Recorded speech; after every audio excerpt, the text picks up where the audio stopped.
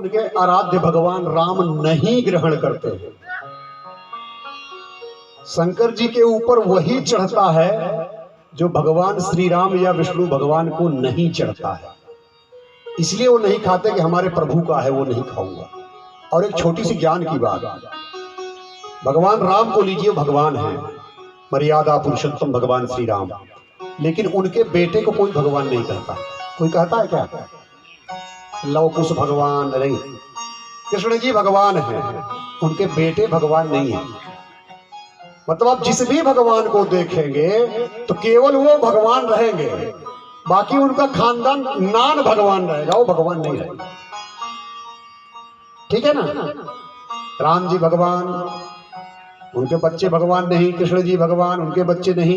एक परिवार ऐसा है कि जिसके खानदान में सारे के सारे भगवान। अब आप समझिए कौन भगवान बड़े हुए जिनको ये सारा धर्मशास्त्र लेके आते हैं। उनका सारा खानदान ही भगवान। सबको हम लोग पूछते हैं, हम लोग राम को पूछते हैं, बच्चों को नहीं पूछते हैं। लक्ष्मण जी को पूछते हैं, बच्चों को नहीं पूछते, है ना? भरत महाराज को हम पूछते हैं कि विश्व भरण पोषण कर जोई, ताकर नाम भरत ऐस होई। उनको बच्चों के बारे में जानते ही नहीं। केवल एक खानदान है इस ब्रह्मांड में, सारे के सारे पूजे जा रहे हैं। शिव जी,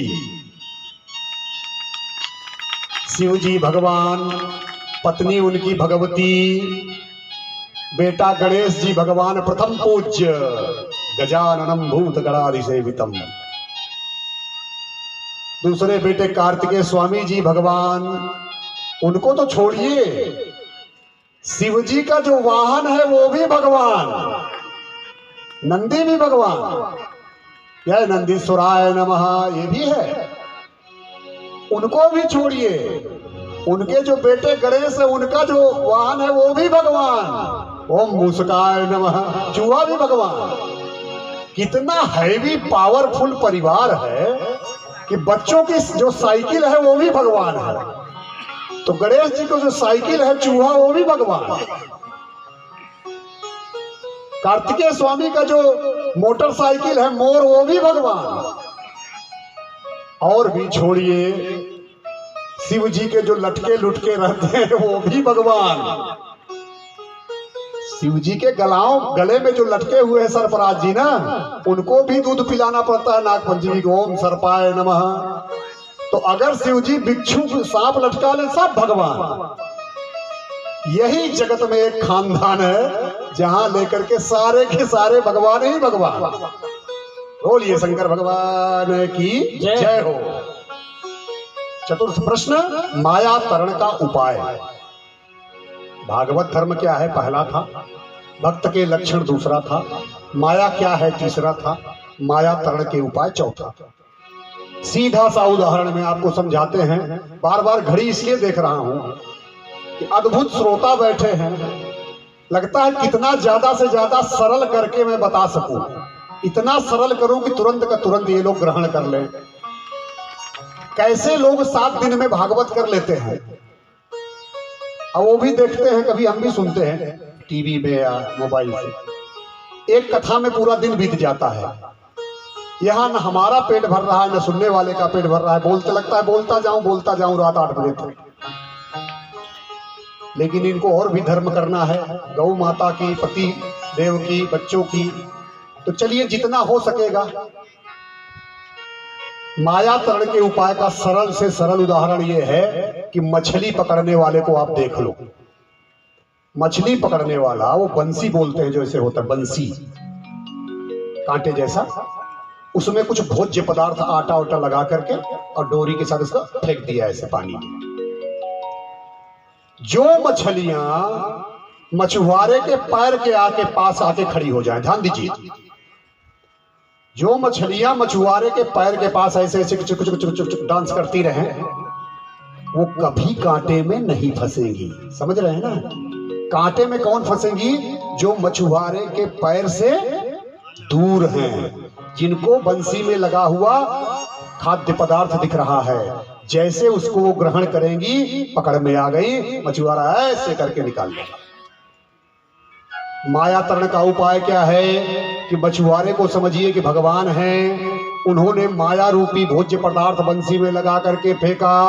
हम लोग क्या हैं, मछलियां हैं। तो जो मछलियां भगवान के चरणों की तरफ इधर उधर घूम रही हैं, वो तुम कुछ नहीं, रसगुल्ला लगा के फेंक दो, नहीं फंसने वाली है।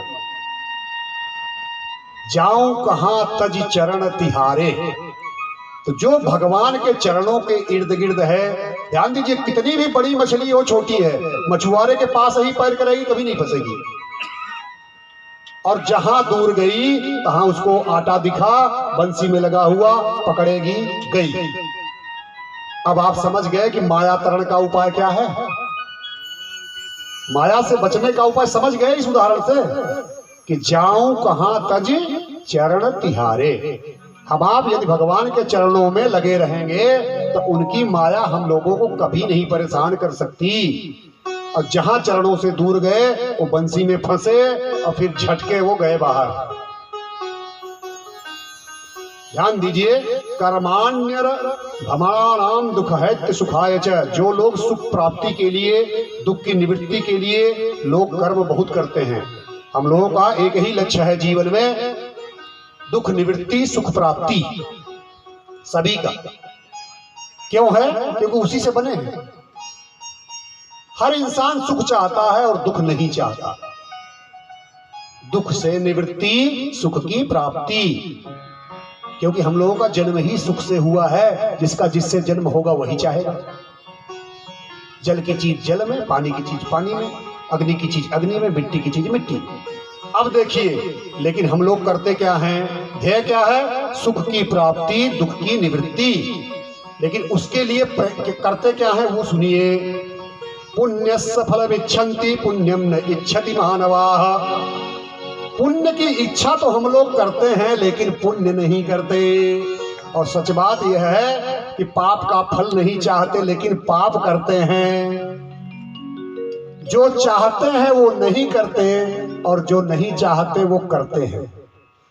सब लोग चाहते हैं खूब पुण्य मिले जिससे सुख की प्राप्ति हो और दुख से निवृत्ति हो, लेकिन पुण्य कार्य नहीं करते।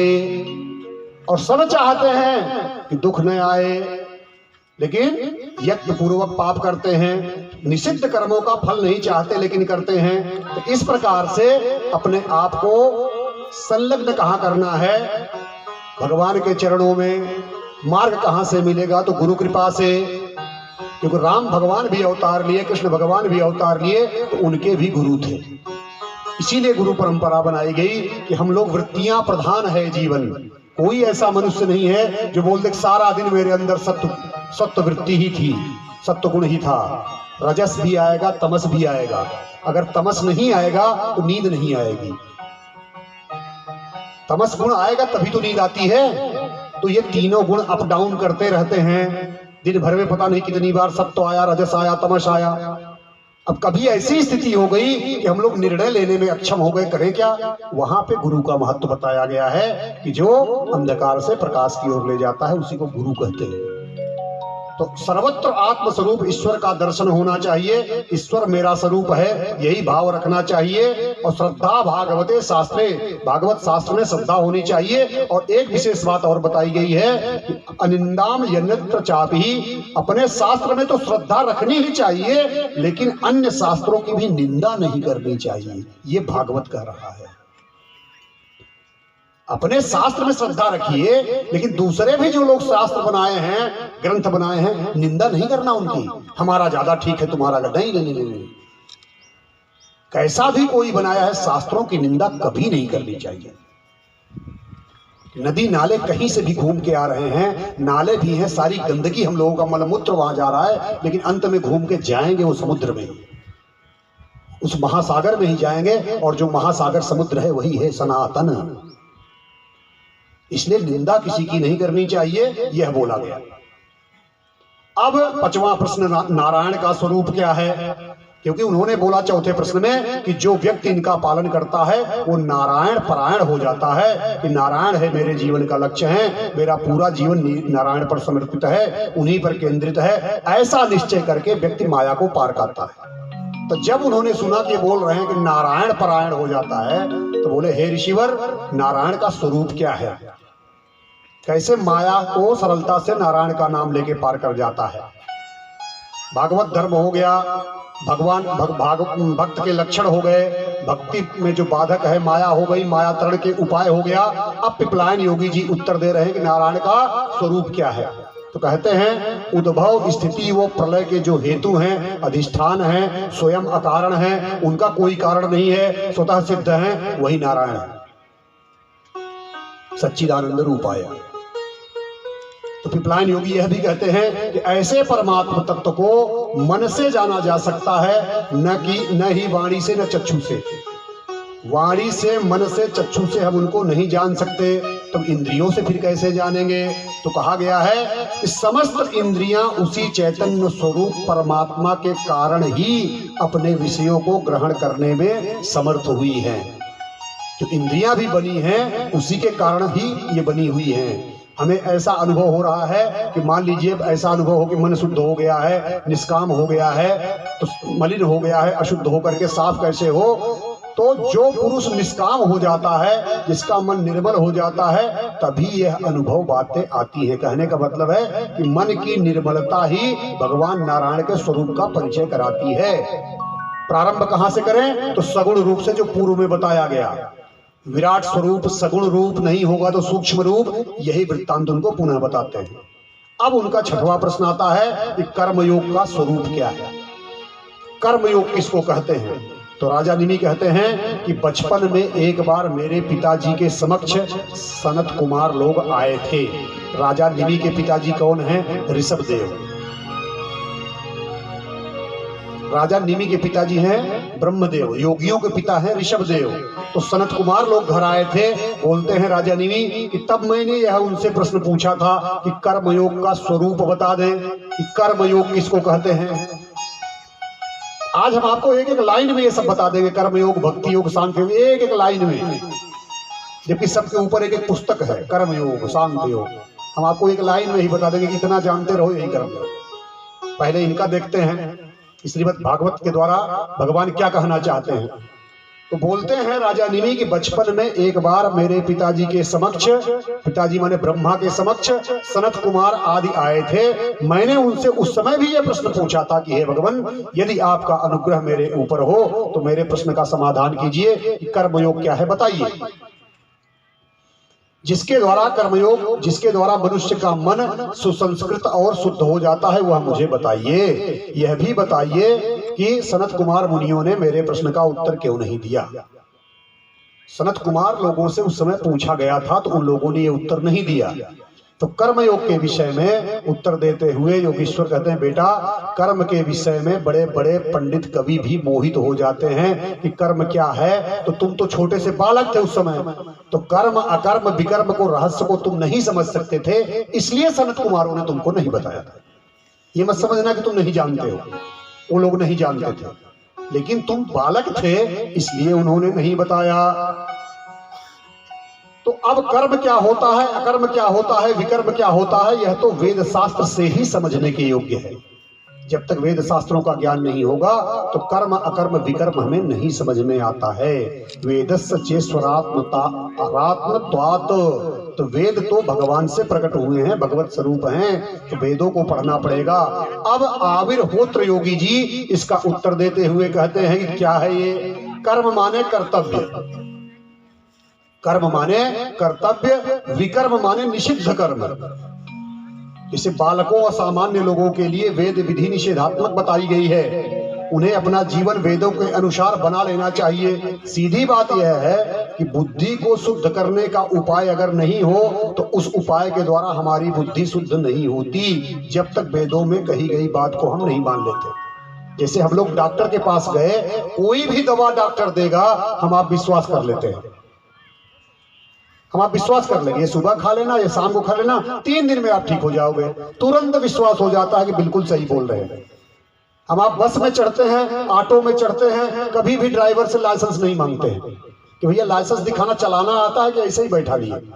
इतना विश्वास है कि बस चलेगी, बिल्कुल ठीक चलेगी, पहुंच जाएंगे। किसी को शंका नहीं होती कि चलाना नहीं आता, लाइसेंस नहीं है, गिरा देगा, पर कोई शंका नहीं है। ऑटो वाला भी रास्ते में रोकना रोकना रोकना, जल्दी से बैठ गए, जल्दी जल्दी जल्दी चलो।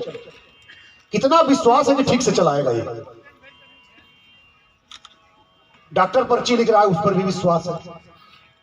और जब भगवान की बात करोगे तो बोले ये कुछ है, इनका मतलब है इसलिए ऐसे बोल रहे। ये माया का है प्रभाव।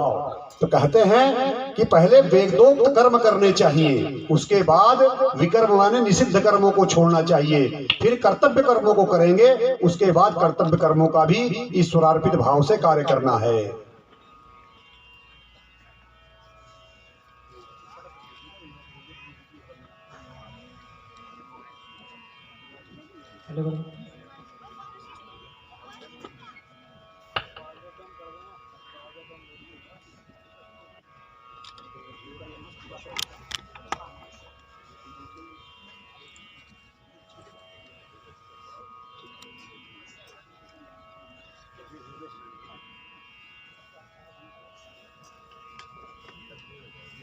बालीपुर के योगेश जी महाराज जी आने वाले हैं, यही संदेशा हमारे पास आया है। आप लोग सौभाग्यशाली।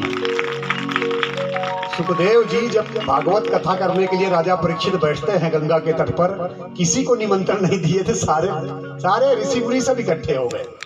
और जो गाय के दुहने तक के समय के लिए सुखदेव जी नहीं रुक सकते थे, वो भी आकर के खड़े 7 दिन तक सुनाए। बड़े भाग्यशाली हैं आप लोग। हम गर्व हम भी महसूस कर रहे हैं आप लोगों के बीच में बैठकर कि हमें भी महाराज जी का दर्शन मिलेगा।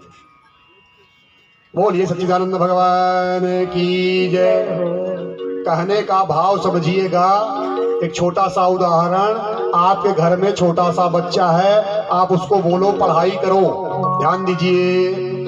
आपने छोटे बच्चे को बोला पढ़ाई करो, तो बोला क्यों पढ़ाई करूं? तो आपने बोला पढ़ाई करोगे ना तो तुमको सर्कस दिखाने ले चलेंगे धार में, सर्कस दिखाएंगे। तो बच्चा लोट पोट करके पढ़ाई करने लगा। आपने क्यों ऐसा बोला? इसी बहाने पढ़ाई करके ज्ञान प्राप्त करे।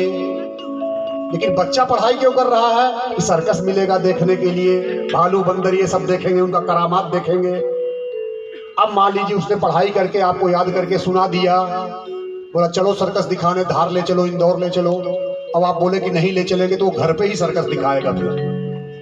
फिर वो बच्चा घर पे ही सर्कस दिखाएगा। इसका मतलब क्या हुआ कि पढ़ाई करके, लेकिन जब पढ़ाई कर लेगा, बड़ा होगा, फिर सर्कस नहीं दिखाएगा। तब वो समझ जाएगा कि इन्होंने सर्कस का बहाना क्यों लिया था, क्योंकि हम ज्ञान प्राप्त करके बड़े हो जाएं और अच्छे बच्चे बन जाएं, सर्कस अपने आप छूट जाएगा। इसी प्रकार से यहाँ भी वेदों में भी जो कर्मों का विधान बताया जा रहा है, हमें कर्म में लगने के लिए न होकर के कर्म में से छुड़ाने के लिए बताया जा रहा है। बोला जा रहा है कर्म करिए, वेद पढ़िए, वेद में लगिए और कर्म सीखिए। लेकिन सच ये है कि कर्म में लगने के लिए नहीं, कर्म को छुड़ाने के लिए है। कर्ता नहीं बना रहा है, दृष्टा बना रहा है। आप स्वयं कर्ता मत बने कि नहीं तो भोक्ता बनेंगे, आप दृष्टा बने। तो अब 7वां प्रश्न है, अवतारों की कथा बता दीजिए। तो बोलते हैं अवतारों की कथा हम लोगों ने श्रीमद् भागवत में 24 अवतारों का नाम सुन लिया है। क्या सुन लिया है? 24 अवतारों का नाम। कि जब जब होई धर्म का हानि, बाढ़े असुर महाभिमानी।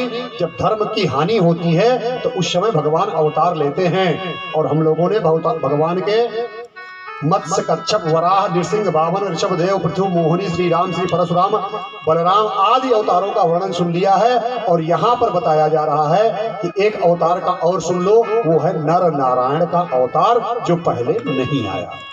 तो योगेश्वर ध्रुमिल जी बताते हैं कि नर नारायण भी भगवान के अवतार हैं। जब वे बद्रिकाश्रम में जप कर रहे थे, तब देवराज इंद्र क्या किए? नर नारायण बद्रिकाश्रम में जप कर रहे थे, जप और तप कर रहे थे। इंद्र ने सोचा, इंद्र को डर लगती है कि कहीं हमसे ज्यादा अगर इन्होंने पुण्य अर्जित कर लिया तो मेरी कुर्सी न चली जाए। आप लोग इधर ध्यान से सुने। तो जब वो तप कर रहे थे तो इंद्रदेव ने क्या किया कि हमारी कुर्सी न चली जाए, तो उन्होंने मदन कुमार एंड पार्टी को भेजा कि जाके डिस्टर्ब करो। ये मदन कुमार एंड पार्टी कौन है? कामदेव जी। कामदेव का एक नाम है मदन। तो मदन कुमार एंड कंपनी को भेजा, जाओ मदन कुमार लोगों उसको डिस्टर्ब कर दो। तो वो लोग गए। सामान्य लोगों के प्रभाव में, इन लोगों के मदन कुमार एंड टीम के प्रभाव में आकर के सामान्य लोग तो विचलित हो जाते हैं। लेकिन नर नारायण की, भगवान की छोटी शक्ति नहीं है क्योंकि इंद्र भी जो कार्य कर रहे हैं भगवान की शक्ति से कर रहे हैं, और इंद्र की शक्ति से कामदेव जी काम कर रहे हैं। तो नर नारायण पर क्या प्रभाव पड़ने वाला है? तो कामदेव अपनी सेना सहित भगवान नर नारायण के निवास स्थान बद्रिकाश्रम में पहुंच गए, नृत्य गान प्रारंभ किया और उनके तपस्या को भंग करने का प्रयास किया। लेकिन जब उन्होंने आंखें खोल करके मुस्कुराए तो सारे भयभीत होकर के भाग गए। तो इसलिए कहा जाता है कि जब किसी को काम सताने लगे तो नर नारायण भगवान का ध्यान करे। बोलिए नर नारायण भगवान की जय। 8वां प्रश्न, अभक्तों की क्या गति होती है? अभक्त जो हैं, जिनके अंदर तीनों भक्ति नहीं है, ध्यान से सुनते रहें, जिनके अंदर तीनों भक्ति नहीं है। कौन कौन सी तीनों? उत्तम भक्त, मध्यम भक्त और सामान्य भक्त। वो क्या कहे जाएंगे? अभक्त। उनकी स्थिति क्या होती है? उनके लिए क्या है? वो भी कृपा करके है योगियों हमें बताइए।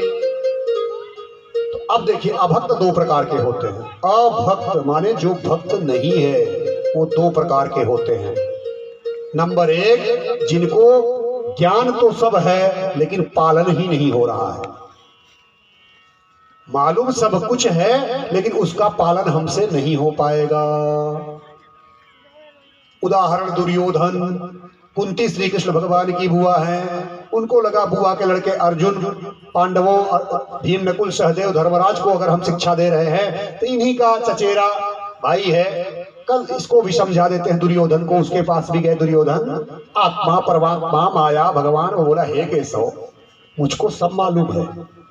उनसे आगे आगे बोलना शुरू किया कि जो आप बता रहे हैं ना वो हमें मालूम है, लेकिन हम इसका पालन हमसे नहीं हो पाएगा। अब बताइए, मालूम सब है लेकिन करेंगे नहीं। ये अभक्त नंबर 1। इनको बोला गया कि ये जघन्य पापी हैं।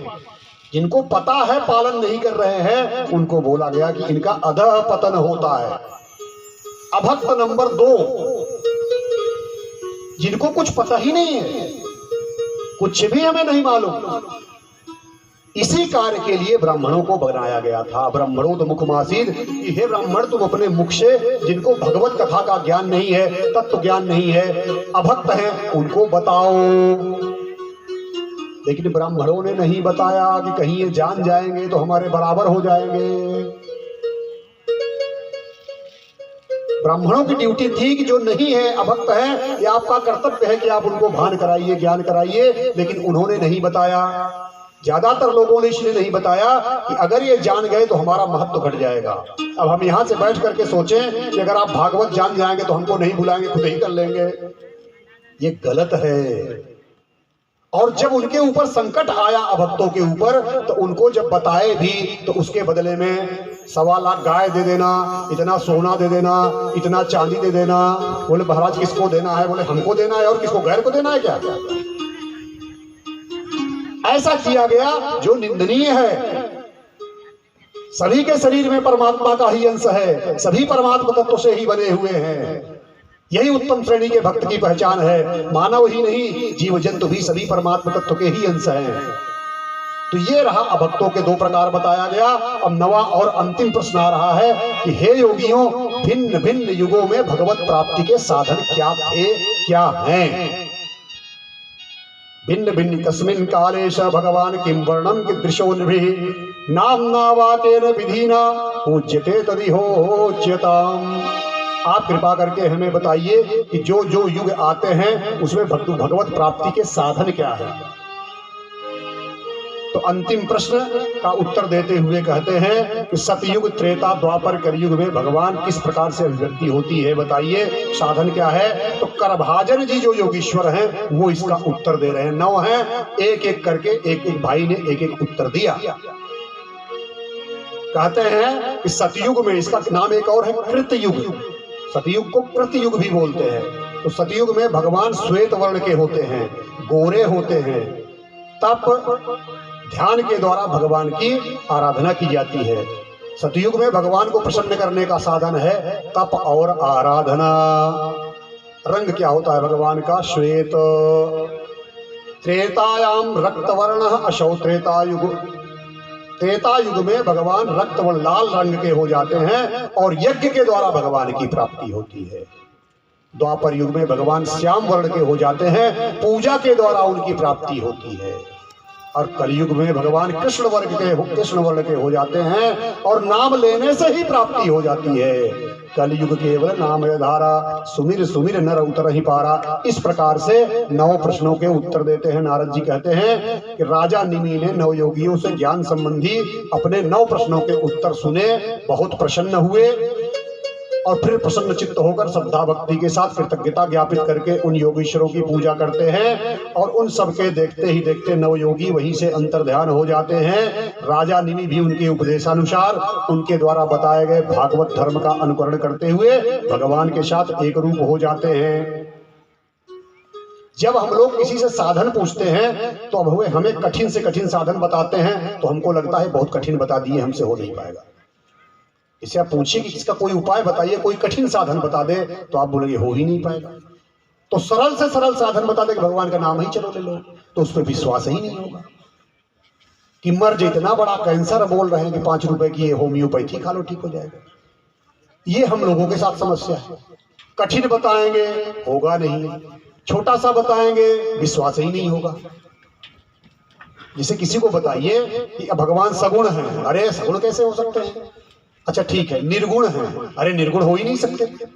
तो निर्गुण में ध्यान लगता नहीं, सगुण में विश्वास होता नहीं, तो न निर्गुण रहा न सगुण रहा, तो क्या बचा? दुर्गुण। जब हम निर्गुण भी नहीं मानेंगे तो इतनी दिमाग की क्षमता नहीं है कि हम एकाग्रता कर सके निर्गुण में, और सगुण को विश्वास ही नहीं कर रहे हैं, तो निर्गुण भी नहीं सगुण भी नहीं, तो फिर दुर्गुण आकर के बैठ जाता है।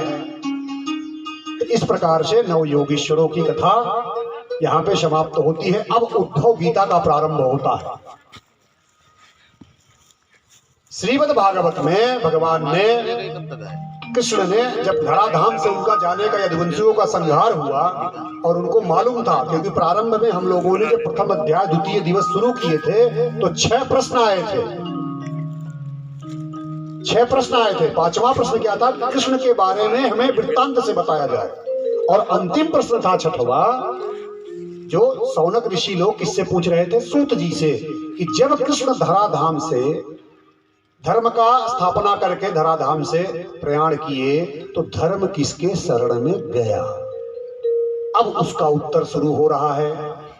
कृष्ण जी को पता था कि अब हम जा रहे हैं। पात्र व्यक्ति की वो अपनी विरासत दे करके जाते हैं। उनको लगा कि पात्र व्यक्ति कौन है? उद्धव है। तो उद्धव को जो उन्होंने ज्ञान दिया, जैसे महाभारत के युद्ध के समय अर्जुन को जो ज्ञान दिया था उसका नाम हो गया था गीता, और उद्धव जी को जो ज्ञान दिया उसका नाम हो गया उद्धव गीता। तो अब सैद्धांतिक रूप से बता करके धीरे धीरे भगवान उसका विस्तार करते हैं। कहते हैं भगवान, यदिदं मनसा वाचा चक्षुभ्याम श्रवणादिभिः न स्वर्णं गृह्यमाणं च विद्धि माया मनोमयम्। उद्धव जी इस बात को, उद्धव तुम इस बात को समझ लो कि अपनी बुद्धि, वाणी, नेत्र, कर्ण आदि इंद्रियों द्वारा तथा मन के द्वारा हम लोगों को यह जो जगत दिख रहा है, जगत का जो अनुभव दिख रहा है, ये सब नश्वर है, नाशवान है। और नाशवान ही नहीं, यह मनोमय है, मायामय है। समझने वाली बात यह है, इसमें एक नया नाम आया, मनोमय, मायामय। तो ये क्या है? मायामय का मतलब है कि जो भी चीजें हमें आपको जैसी दिख रही हैं ऐसी नहीं हैं। उदाहरण लीजिए, हमें आपको सूर्य अस्त होता हुआ दिखाई दे रहा है। दिखता है ना कि सूर्य अस्त डूब गए, लेकिन सूर्य कभी नहीं अस्त होते। हमें आपको पृथ्वी चपटी हुई दिखाई देती है, लेकिन ऐसा नहीं है। चंद्रमा हमें आपको घटता बढ़ता दिखाई देता है कि पूर्णिमा को पूरा, अमावस्या को ये, वो भी ऐसा नहीं है। तो जो हम देख रहे हैं जब वो ऐसा नहीं है, इसी परिस्थिति को बोलते हैं मायामय या मनोमय। और साइंस इसको बोलती है थियरी ऑफ रिलेटिविटी। सापेक्षवाद के द्वारा साइंस इसको सिद्ध करता है कि ऐसा नहीं है। तो इसलिए हे उद्धव, जो कान आंख मन से ग्रहण होता है यह पारमार्थिक सत्य नहीं है। सब क्या है? माइक है। माइक माने मायामय, मनोमय। अब प्रश्न यह उठता है कि मनोमय मायामय है, इसको समझा कैसे जाए। एक उदाहरण सूर्य चंद्रमा पृथ्वी का दिया गया। भगवान जी उद्धव से कहते हैं कि बात यह है कि जिसका मन स्थिर न हो, एकाग्र न हो, मन चंचल है, स्थिर नहीं हो रहा है, एकाग्र नहीं हो रहा है, अपने स्वरूप में स्थित न हो, बहुत चंचल है, तो बार बार उस चंचल मन का व्यापार शुरू हो जाता है। जब स्थिर नहीं है तो जब चल रहा है तो मन के चलने को क्या कहते हैं? व्यापार। और मन का चलना ही जगत का अनुभव कराता है। ये मन चल रहा है इसीलिए जगत दिख रहा है। मन का व्यापार ही जगत का हेतु है। इसके विपरीत उल्टा सोचिए कि जब मन का व्यापार नहीं होता तो जगत का अनुभव फिर नहीं होगा। इसलिए हे उद्धव, तुम अपने मन को शुद्ध करके अपने स्वरूप में स्थिर कर दो। जब तुम अपने इंद्रियों को, मन को वश में कर लोगे, तब यह समस्त विश्व को तुम स्वयं के अंदर और स्वयं को मुझ में पाओगे। जब मन स्थिर हो जाएगा तो समस्त विश्व को हम लोग अपने अंदर पाएंगे। और अपने को कहाँ पाएंगे? परब्रह्म परमात्मा के अंदर पाएंगे। सिद्धांत रूप में यह हुई एक बात। दूसरी बात कि वास्तव में जो सत्य है, पारमार्थिक सत्ता है, वह कुछ और ही है। जो सत्य है, पारमार्थिक सत्ता है, उसी को कहते हैं सच्चिदानंद परमात्मा। इसलिए यदि उस परमार्थ सत्य का अनुभव करना हो तो सबसे पहले हम लोगों को क्या करना पड़ेगा?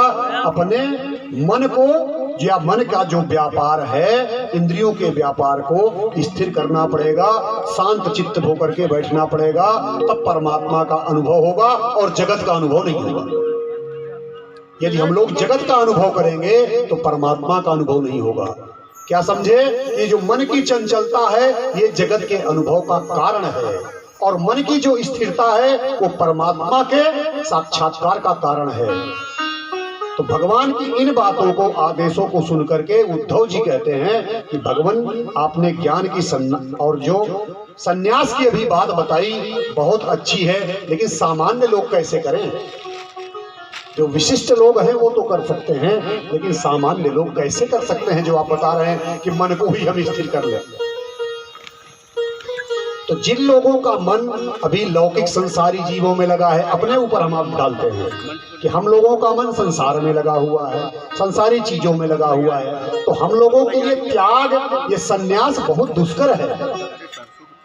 अब आप इसको बताइए भगवान की क्या क्या हम लोग करें कि सरलता से हम लोग भी ऐसा कर लें? क्योंकि आप जो बोल रहे हो बहुत सिद्ध लोग कर सकते हैं कि मन का व्यापार न करें, लेकिन हम लोग इसको कैसे करें? अब ध्यान दीजिए, क्या उद्धव जी को ज्ञान नहीं था? था, उन्हें ज्ञान था। पहले उनको केवल पुस्तकों का ज्ञान था, और उन पुस्तकों के ज्ञान से पता क्या होता है? अभिमान। पुस्तकों के ज्ञान से अभिमान भी हो जाता है। लेकिन जब उद्धव जी गोपियों से मिले, जब वो विरह में छोड़ करके आ गए थे नंदगांव, तो एक बार उन्होंने उद्धव जी को अपने वेश में भेजा था कि गोपियों को ज्ञान दे देना। समयाभाव के कारण कथा को हम डिटेल में नहीं बोल सके, विस्तृत नहीं कर सके। तो उद्धव जी गए थे तो गोपियां उनको बोली, क्या है कटुक निमोरी लेकर के आए हो? हम तो भगवान के सगुण स्वरूप की उपासक हैं, तुम्हारे निर्गुण की कटुक निमोरी हमको नहीं चाहिए। तो जब गोपियों से उनका साक्षात्कार हुआ था तभी उद्धव जी के हृदय में भक्ति गई थी। उसके पहले उनको अभिमान था अपने पुस्तक रूपी ज्ञान का। तो जीवन में ज्ञान तभी होता है जब हृदय में भक्ति आती है, और बिना भक्ति को जो ज्ञान होता है वो अभिमान लेके आता है कि हम पढ़े लिखे हुए हैं। तो उद्धव जी कहते हैं, नारायणम नरसंखम शरणम प्रपद्ये, कहते हैं मैं आपकी शरण में आया हूँ, आप ही मुझे समझा करके बताइए। क्योंकि आपने अर्जुन का उद्धार कर दिया उद्देश्य दे करके, अब यहाँ उद्धव जी कह रहे हैं कि हमारा भी उद्धार कीजिए। अब आगे बहुत बढ़िया प्रसंग है। इस प्रसंग से एक बात समझिएगा जो भगवान उद्धव को बता रहे हैं गुरु के बारे में। गुरु का हम नाम ले रहे हैं तो गुरु जी का पदार्पण भी होने वाला है बालीपुर से, और कथा भी गुरु जी की आ गई। भगवान कृष्ण कहते हैं कि हम लोगों को जीवन में गुरु का बहुत महत्व है, और हम सोचते रहते हैं गुरु किसको बनाया जाए। क्योंकि हमने भी बताया कि जीवन में राम भी हो, कृष्ण भी हो, लेकिन गुरु उनके भी थे। क्योंकि जो वृत्तियां हैं तीनों हमारी, सत रजस तमस, इनमें कब कैसा सामंजस्य हो जाए, कौन बड़ी हो जाए, छोटी हो जाए, कि अब ऐसे धर्म संकट में पड़ गए कि निर्णय लेने की क्षमता नहीं बन पा रही है, वहां पे हम गुरु के शरण में जाते हैं, क्या करना चाहिए, तब गुरुदेव रास्ता दिखाते हैं। अब हम लोग इस उधर-बुध में रहते हैं, गुरु बनाए तो बनाए किसको? गुरु ढूंढते रहते हैं, ये गुरु ठीक नहीं है, वो ठीक नहीं है। अरे गुरु बनाए नहीं जाते हैं, क्योंकि अगर जो चीजें बनाई, ध्यान रखिएगा, जो चीजें बनाई जाती हैं उनको छोड़ी भी जाती हैं। अब आप कहते हैं हमने गुरु बनाया, इसका मतलब छोड़ोगे भी, तो बनाया नहीं जाता है, वो बनाएंगे तो छोड़ेंगे। तो कहा गया है, भगवान कृष्ण गुरु के बारे में एक बात बता रहे हैं कि आत्मनो गुरुरात्मतैव पुरुषस्य विशेषतः यत् प्रच्छानो मानाभ्याम से वो शावनु विन्दते। इस जगत में जो बुद्धिमान लोग हैं वो स्वयं अपना उद्धार करते हैं। गीता जी में कहा गया है कि सबसे बड़े गुरु हम लोग, हम ही अपने हैं। अगर मन वश में है तो सबसे अच्छा मित्र हमारा आपका हम है, और मन वश में नहीं है तो सबसे बड़ा शत्रु हमारा आपका भी हम ही है। मन एव मनुष्याणाम कारणम बंध मोक्षयोः। मन हमारे फेवर में है तो सबसे बड़ा मित्र हम, मन दुश्मन है तो सबसे बड़े शत्रु हम। कहने का है, इसका मतलब ये नहीं कि स्वयं को गुरु बनाना है, कहने का ये है कि स्वयं जब मानेंगे नहीं, भाई जिसको भी आप बनाते हैं तो अंतःकरण ही तो आपका अलाउ करता है। कहने का भाव ये है कि अगर हम सीखने को नहीं तैयार हैं तो कोई भी ब्रह्मा जी गुरु बन करके आ जाएं, बृहस्पति देव जी आ जाएं, शिव जी आ जाएं डमरू लेकर के, कुछ नहीं सिखा पाएंगे जब तक हम सीखने के लिए नहीं तैयार हैं। इसीलिए कहा गया आत्मनो गुरुरात्मतैव पुरुषस्य विशेषतः। जब हम आत्मा से सीखना ही नहीं चाहते हैं तो गुरु को बैठाने से क्या होगा, नहीं सीखेंगे। इसलिए हम पहले अपने आप को स्वयं को तैयार करें सीखने के लिए। क्योंकि स्वामी विवेकानंद जी ने एक बात कही है बहुत अच्छी, you can not teach anyone but someone may learn from you.